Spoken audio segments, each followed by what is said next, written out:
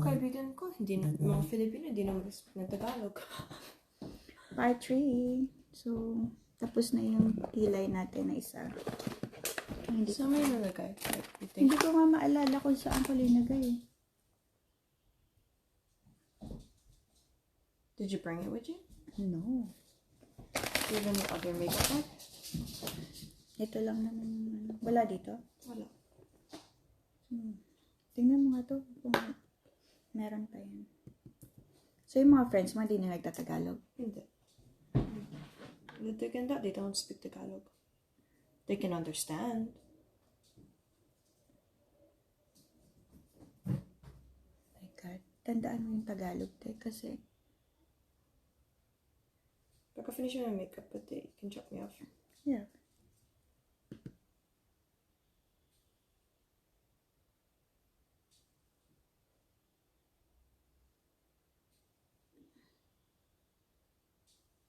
Ayan.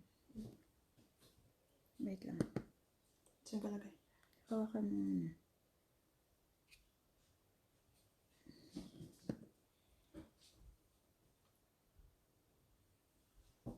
Meron ka pang lashes? O mag-order tayo? Meron pa, pero mag-order ka lang. Para hindi tayo nauubusan. Coco! Barbie! Punta sila dito. Dapat isa-shower ko yan ngayon. Kaya lang, anong oras na?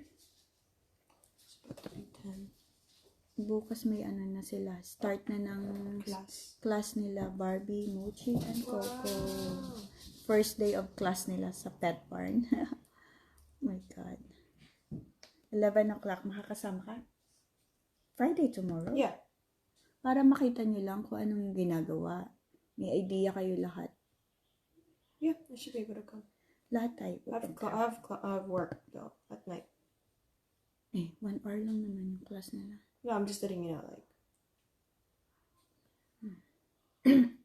Ooh, we should take to the dog cafe tomorrow. After class. Celebrate. First class. Pwede. Pero plano ko sana Saturday natin gagawin. So, tomorrow natin. First class. Ito muna. Wait, ano ko lang yun. Para pantay na yung kilay ko. Pantay na ba? Oh. Yung shade niya. Other side. I got it naman like. Pantay naman. Sure? Pantay naman yung kulay. Parang maiksi dito, mahaba dito.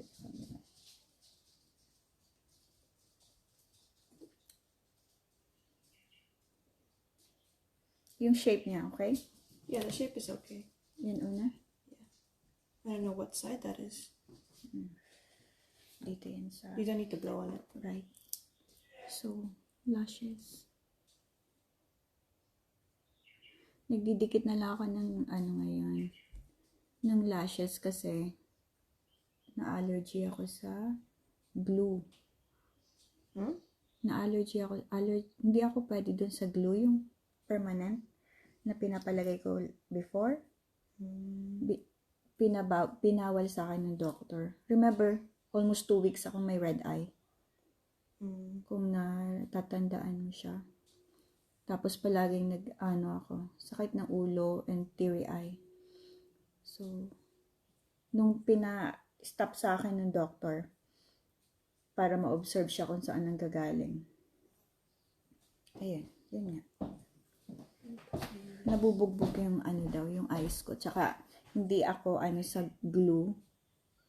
So, simula nun, nagdidikit na lang ako ng lashes. Hindi ka daan sa glue? Hindi, parang allergic ba? Ganun. Saka hindi, yun nga, parang nabubugbog yung eyes ko. Kaya siya, red eye. More than 1 week yung red eye ko. So, hindi maganda. Kasi baka ako, ma-blind. And okay lang din kasi nakatipid ako. Plus,